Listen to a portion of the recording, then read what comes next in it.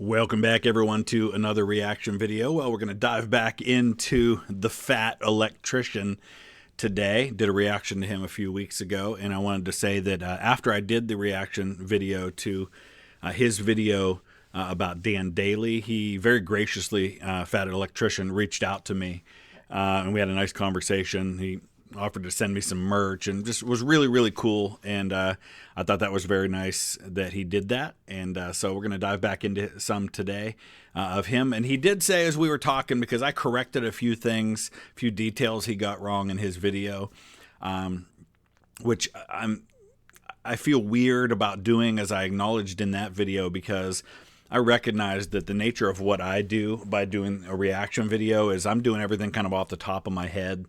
And so sometimes you'll hear me say things like, I think, even though I'm like 99% sure. And occasionally I'll say something very confidently that then it turns out I might be wrong about. So I recognize that I make mistakes all the time.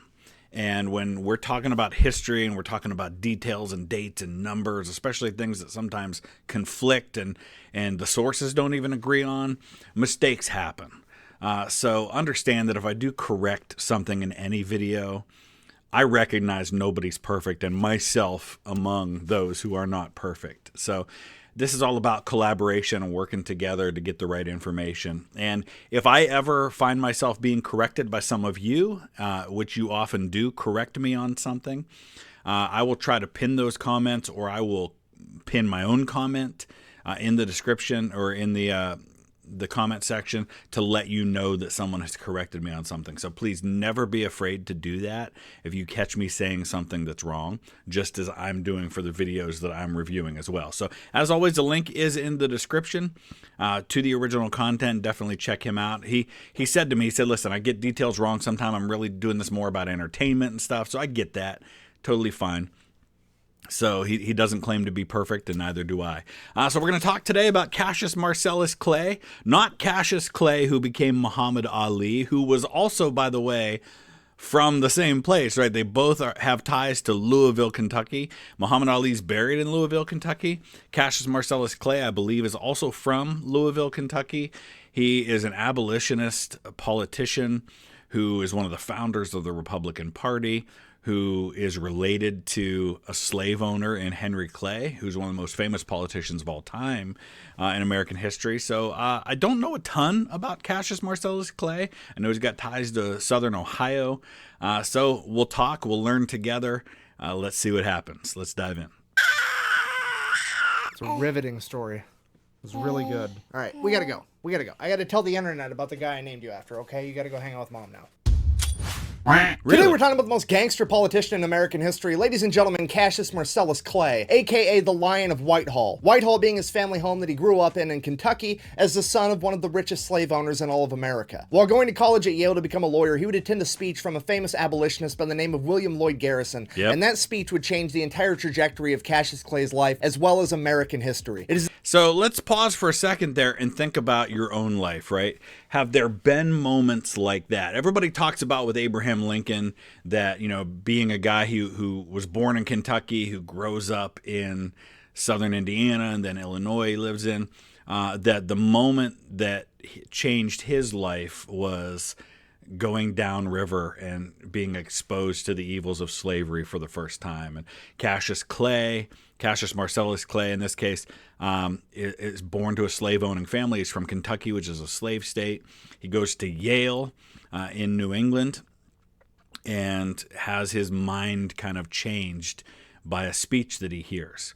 Has that ever happened to you? Have you had moments in your life where you heard something or you read something or you experienced something and it completely changed your worldview or your life in some significant way? It's at that moment that Cassius Clay decided he was not only going to be quietly opposed to slavery, but that he was actively going to fight against it. He would be set down the path to become the most influential abolitionist of all time. Oh God, forgot to do the ad. Hold on. Sorry for bothering the video. Real quick, this video is brought to you by the biggest sponsor of the channel and my favorite sporting goods store, Shields. They've got over 30 retail locations across the United States and an even better online store that I'm going to have linked down below. And if you use my code, you're going to get free shipping. They've got everything you could imagine there. This is where I got this shirt. It's where I got this backpack. All of it was on sale. It was a great deal. Again, use my code down below. You're going to get free shipping. Back to the video. Oh, wait. So I want to stop and because he talks fast, obviously, so I'll try to interrupt in convenient places when I can. He mentions Cassius Marcellus Clay being the most influential abolitionist of all time. Obviously, people can debate that, right? I mean, that's a statement that is really rather subjective. So he can feel that way. I might disagree. Other people might agree. Other people might disagree. He certainly has to be in that conversation. That's why you hear me say a lot. People ask me black and white questions like, who's the greatest general of all time? Who was the most important this? And I say, yeah, that person has to be in that conversation because I think it's impossible to say just one, right? So if we have a conversation about greatest generals of all time, I will often say Napoleon needs to be in that conversation. Julius Caesar needs to be in that conversation because those are subjective things. There's no black and white answer. It's all really about opinion. Hey, hold on. I forgot to mention Muhammad Ali's original name was Cassius Clay. It was? Yeah, he was actually named after this guy too. Anyways, back to the video. From Louisville. If you don't know, at this point in time, there's basically two different camps you could fall into for being anti-slavery. You could be an abolitionist or an emancipationist. An emancipationist is somebody that wants to vote it out over time, over the next 5, 10, 20 years, versus an abolitionist, which is somebody that believes we need to end slavery right now, and they're willing to fight about it. And in the case... So, those are... Again, it's not a black and white issue. There are degrees in there as well, but absolutely right. Abolitionists were about abolishing it. You had people like Henry Clay or Thomas Jefferson or people like that who were part of the culture of owning slaves who also spoke out about the fact that they felt that slavery was wrong, but acknowledged they didn't know of any easy solution. And so there were proposals of gradual emancipation or of the federal government, for example, buying out all of the slaves. And there's estimates about how much slaves were worth in dollars, because I recognize we're talking about human beings as property and as having value, but that's the reality, is that they were considered property in the South. And so the way you dealt with the issue potentially was to say, okay, you say they're property, how much? And then you pay for them. And so there was a dollar value assigned to it, and it probably would have been cheaper if the federal government had been able to compensate slave owners rather than having to pay for the war, that ended up gradually abolishing slavery over a couple of years. So yeah. Case of Cassius Clay, he was willing to fight anyone, anywhere, anytime. You see, Cassius Clay wasn't just some nobody punk kid that went off to college and decided that he didn't like slavery. This was the son of one of the wealthiest slave owners in all of America. So for him to come out and voice anti-slavery views was a huge deal, and it pissed off a lot of people. So, being that this was the 1820s, what do you do when you're pissed off? You challenge somebody to a duel. So needless to say, the young Cassius Clay found himself partaking in an awful lot of duels, and he never, ever lost. So, obviously, he's pretty good at it. So with duels, most of the time, these duels never came to actual fighting. There were steps that were taken. There were places you could go before you got to the place where you were standing face to face and firing at each other. And sometimes you would even get to the place where you were standing face to face, and then you would be able to kind of work it out. There would be an apology. There would be some way of rectifying, restoring a person's honor, because these were considered to be affairs of honor. It rarely got to the place where shooting took place, but it did happen. And I don't know in Cassius Clay's case how that went down. But you can imagine that as a son of slaveholders in a state where slavery was legal, especially in the central and western part of Kentucky where slavery was more prevalent than it was, say, in the east, because the east tended to be poorer and poor farmers, subsistence farmers, which means basically you're farming what you live on, not really farming for a bunch of other people, didn't tend to have the wealth that was necessary to enslave people. What do you do when you find something you're pretty good at? You want to keep doing it, right? Right. So Cassius Clay starts challenging anyone and everyone to a duel that dares to oppose him. It became common knowledge in his community that Cassius Clay would be willing to fight the wind if it blew from the west and he wanted it to blow from the east. This man went on a dueling rampage, so much so that by the time he graduated college, he was considered to be the deadliest duelist in all of North America. I need to know a little more about this. All right, this is pretty intense. This is an interview. So Cassius Marcellus Clay lived to like 1903, so he was in his 90s when he died.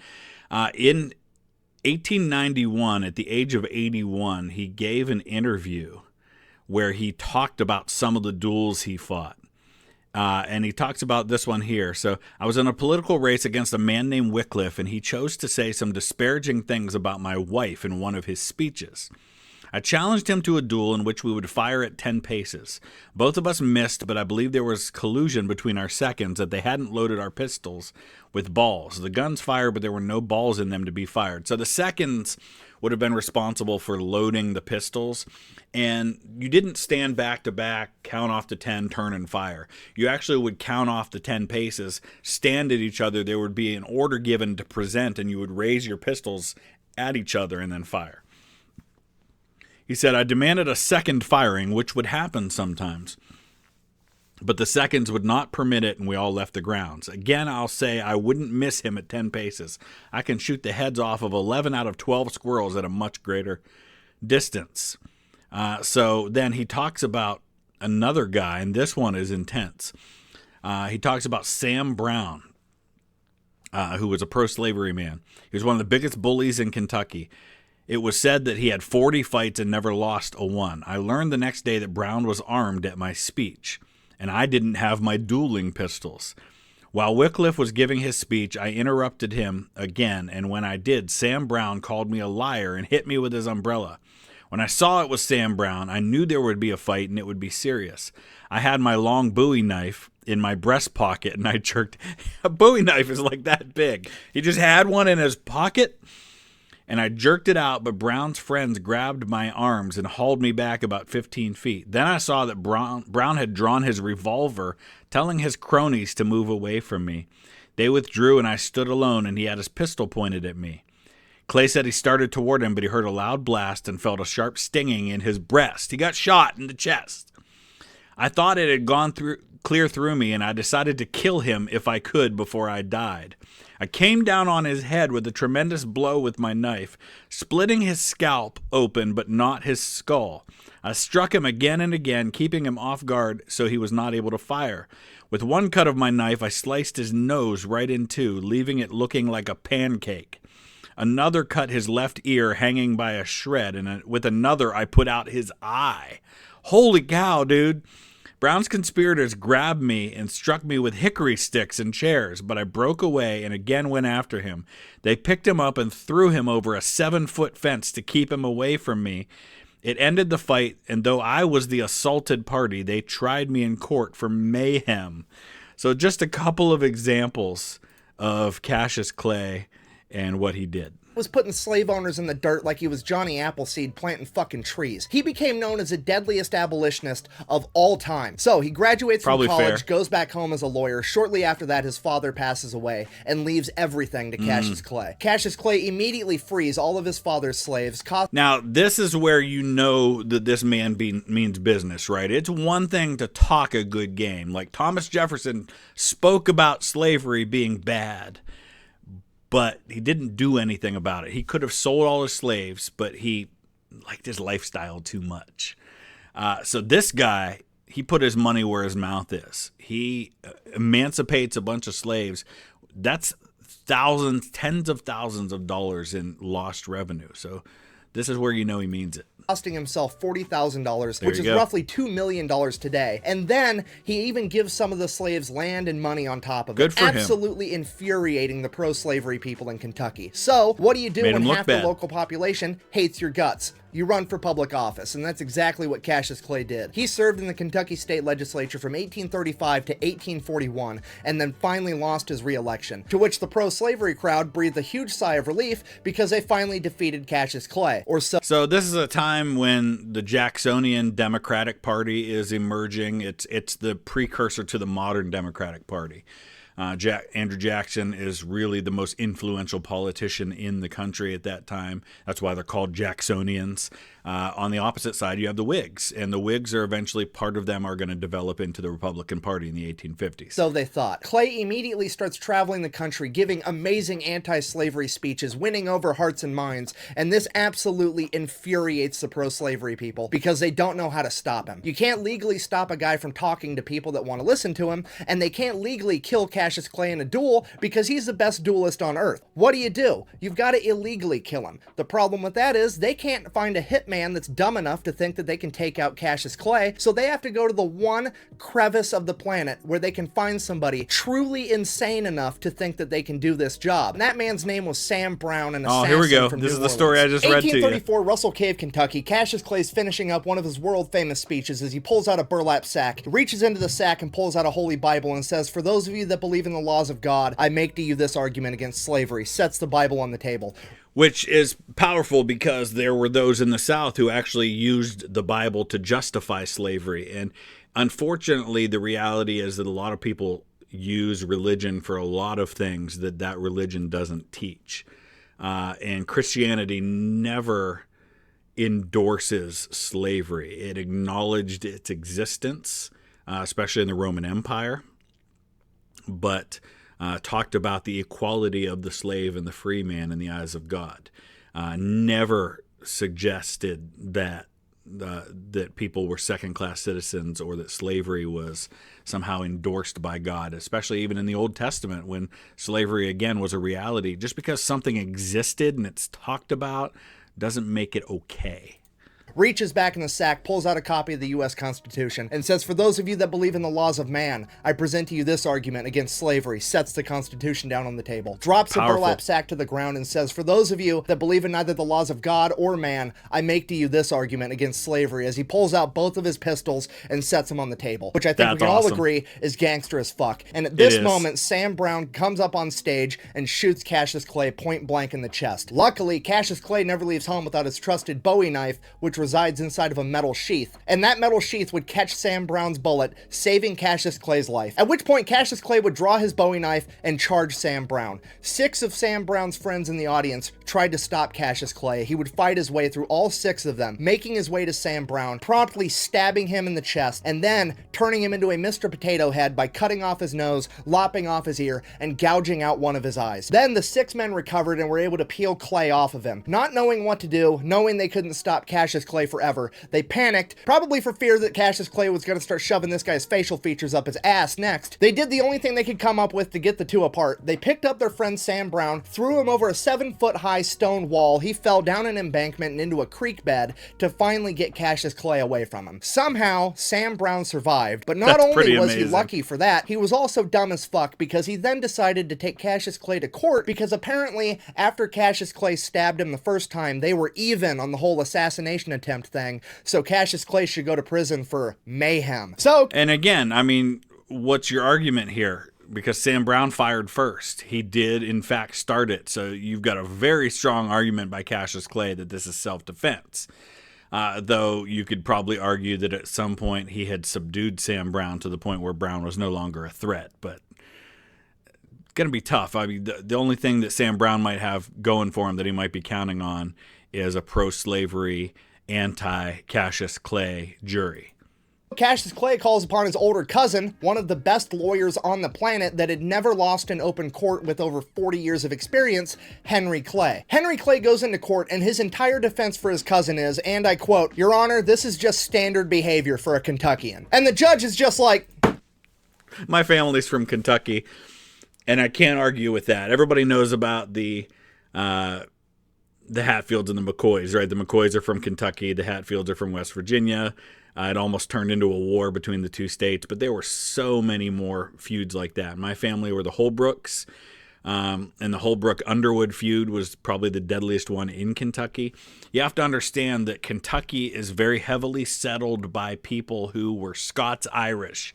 These are people whose roots go back to the clans of Scotland and the clan warfare, and they brought that with them to North Carolina and Virginia and places like that they settled, and it was those people then that settled Kentucky, and they carried all that stuff with them. You're innocent. Free to go. That's it. Best court case ever. Literally walks in and just goes, I thought this was America. Huh? Isn't this America? I'm sorry, I thought this was America. Little South So Park. after Cassius Clay was found innocent, Henry Clay decides that he's going to run for president, and Cassius is going to help him campaign. Cassius is going to tour the country, giving speeches, saying, hey, vote for my cousin. Here's the rule with that. Henry Clay told him he's only allowed to tour the northern states because he's actually legitimately concerned that if he sends Cassius to the south, he's going to shoot so many fucking slave owners in duels that it could be considered voter fraud. Yeah. Voter fraud. Understand that by this point, the country is so divided that in the 1860 election, for example, Abraham Lincoln doesn't even appear on the ballot in southern states. Like, they won't even put the man's name on the ballot. I mean, there were entire counties, entire sections of the country where even where he was on the ballot, he didn't get any votes at all. It's very, very divided. This is not a time in history where most of the country is like 55-45 or 60-40. It's like 90-10 in most places in one way or another. So Henry Clay ends up losing the presidential election, and Cassius moves on to his next life adventure, which is becoming an author and writing anti-slavery news articles. The problem with that was none of the newspapers were willing to publish him, so he says, fuck you, I'll start my own newspaper, The True American. Now, as I'm sure you can imagine, starting an anti-slavery newspaper in fucking Kentucky in 1845 was not very popular, and his business would receive death threats pretty much every day. And this was a common thing, even back to the Revolutionary War. One of the early acts of violence that takes place even before the Revolutionary War breaks out is that you would have groups like the Sons of Liberty going in and destroying printing presses that printed things that were against what they stood for. So for all of our talk as Americans about free speech was not really tolerated by people, even into the time of America under the Constitution, where we actually have free speech written into the Constitution. People were regularly shutting down the other side. And if that meant attacking and destroying his property so he couldn't print propaganda for your opponents, that's what you did. Some of which were written in blood. So Cassius Clay, in true Cassius Clay fashion, says, fuck it, I guess we're going to fight about it. He then proceeds to up-armor his entire business and his printing office. He covers the entire front of the office in a large iron sheet. He installs several cannons down corridors, stocks the entire thing with loaded guns, and rigs it to explode. Here's the thing, he also doesn't expect his employees to fight to the death for him, so he installs an escape hatch and instructs them to escape if anything goes down, because he's going to fight the entire mob by himself. How's he going to do that? As soon as you walk in the only door to get into that printing office, you find yourself in a long, narrow corridor with iron on each side, just wide enough for a single man to get through. Cassius Clay is going to stand in that narrow corridor and fight the entire mob one man at a time. Literally the mentality of, if you have a problem, take a number, I'll kill you in a minute. This man recreated the entire battle. Interesting, but he does end up eventually moving his business to Cincinnati. I think it becomes the Cincinnati Examiner is his newspaper. Battle of fucking Thermopylae with 300 Spartans, except he's gonna do it all by himself. If you think fucking with John Wick's dog is a bad idea, the last thing you want to do is fuck with Cassius Clay's print. I finally watched the John Wick movies on my recent flight over to Europe when I flew over to go to Belgium and or not Belgium. Where did I go? France. I was just talking to my friends. We're planning our trip to Belgium in May. That's why I've got Belgium on the brain. Yeah, it all starts because they kill his dog. Printing press, because this man is determined to defend the freedom of speech with the right to bear arms at any cost. Obviously, this escalates to Cassius Clay defeating an entire mob single-handedly. Right? Wrong. The mob, being full of, super brave pro-slavery men that know they're doing the right thing, do the honorable brave thing and wait till Cassius Clay is bedridden with typhoid fever so they know he isn't going to show up. They show up to his business at night and burn the place to the ground because they're a bunch of fucking bitches. Now, Cassius Clay recovers from typhoid fever, he reestablishes a newspaper in Cincinnati, Ohio, which is an anti-slavery stronghold. The only problem with that... And remember, Cincinnati's right on the border of Kentucky. It's right on the Ohio River right there.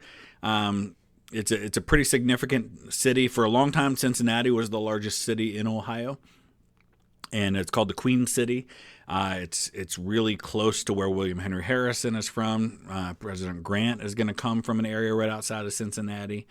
It's a pretty significant part of the country at this point. Is being an anti-slavery stronghold, there's not going to be any conflict, and that's fucking boring, so Cassius Clay moves on to another life adventure, volunteering in the Mexican-American War. While serving in the Mexican-American War, he would be a captain leading a group of Kentucky soldiers, and they would be captured pretty much immediately, and he would spend the duration of the entire war as a POW. While serving as a POW, some of the men under his command would escape, meaning that the Mexican military was then going to put the rest of his unit to death. Cassius Clay said, "Hey, don't kill my men, just kill me and my other fellow officers. We're the ones in charge. It's our fault that those men escaped. It's our responsibility. Please let the lower enlisted men go home." The Mexican military was so impressed by this that they decided to spare everyone, including Cassius Clay, and he would return home a war hero. Returning home from the war in 1848, he didn't really know what to do, so he starts giving... So 1848, he's his mid to late 30s by this point, so he's still a fairly young guy, and still has a whole lot of life ahead of him. Famous speeches again, this time leveraging his newfound title as a war hero. So obviously it doesn't take long for him to piss everybody off. He faces yet another assassination attempt. This time 6 brothers from a wealthy slave-owning family show up, the Turner brothers. They show up with clubs and knives and guns, and they beat the living shit out of Cassius Clay with the clubs. This is not... I don't want to say it's not unique, because the level of vitriol that is directed toward him is pretty proportional in relation to the influence that he's having around the country. But this is a pretty standard way of people dealing with things. They dealt with it with violence. It's not too many more years after this that you're going to have a South Carolina congressman, Preston Brooks, I think it's from South Carolina, Preston Brooks, assault a senator on the floor of the United States Senate because he was speaking out against slave owners. That's how much the tension is rising at this point. By the time you get to the 1850s, much like the 1910s in Europe, the United States is a powder keg, and it's just waiting for something to set it off. It's been 70 years of tension over the slavery issue that keeps getting kicked down the can keeps getting kicked down the road, but it's simmering. It's about to boil over, and this is just an example, a symptom of what's going on. They stabbed him multiple times. Cassius Clay whips out his trusted Bowie knife, starts opening up these brothers like they're fucking Amazon packages, making his way to the lead brother and stabbing him an excessive amount of times. We don't know how many times, but we do know it was a lifetime supply.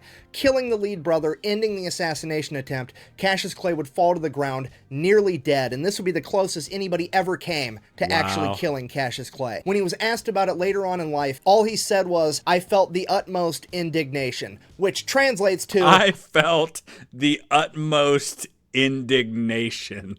That is a phenomenal way to describe that. I was fucking annoyed. This man almost died from an assassination attempt, and he has the same attitude towards it that I have towards fucking fruit flies, okay? This dude is so metal, he deserves his own spot on the periodic table of elements. Cassius Clay then makes a full recovery from his injuries, starts giving his speeches again. 1853, he donates a large chunk of his land to John Fee, who uses it to found Berea College, the first co-educational and multiracial college in the South ever. Fast forward to 1860, Cassius Clay is giving speeches in Illinois where he made... And kind of in between there, 1854, I believe, is when the Republican Party is going to be founded.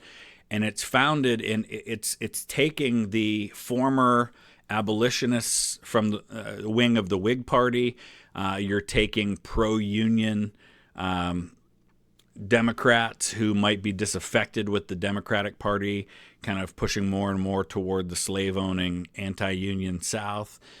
You're kind of getting factions from former Whigs, different things like that. It's officially founded as opposing the expansion of slavery to the West, to the new territories, because everybody knows that with Manifest Destiny there are going to be more and more states that are added as the West is settled. And that means the debates over what new states are going to have slavery and which ones won't, and that whole balance of power thing. And so in the mind of a Southern slave owner, preventing the expansion of slavery is tantamount to the death of slavery. It's just a long-term eventual extinction rather than an immediate one. And so that's why they're going to oppose that.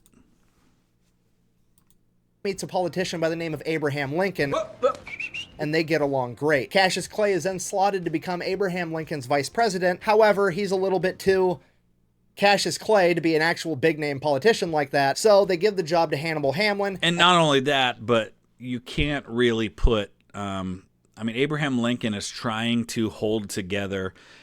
Understand that political parties were not like they are today, where we feel like...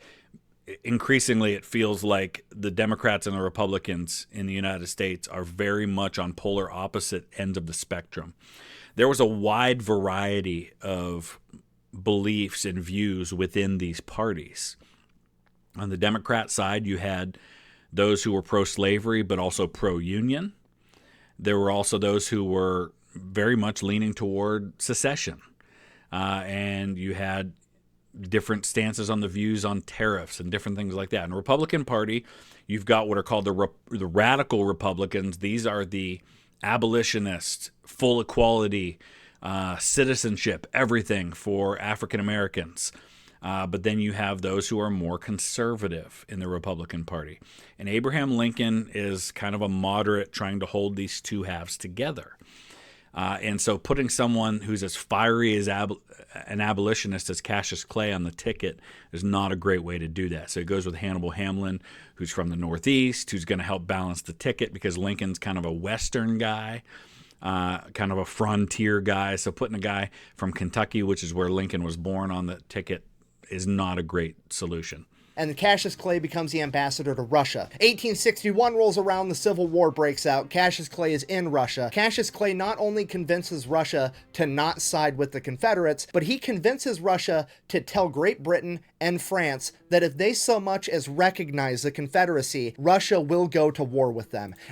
And this is super important, and not a lot of people talk enough about the diplomatic efforts by Lincoln's administration. Lincoln himself was heavily involved in this and had to rein in his Secretary of State, Seward, a little bit, because Seward could be the fiery abolitionist guy himself. He was a little bit Cassius Clay as well.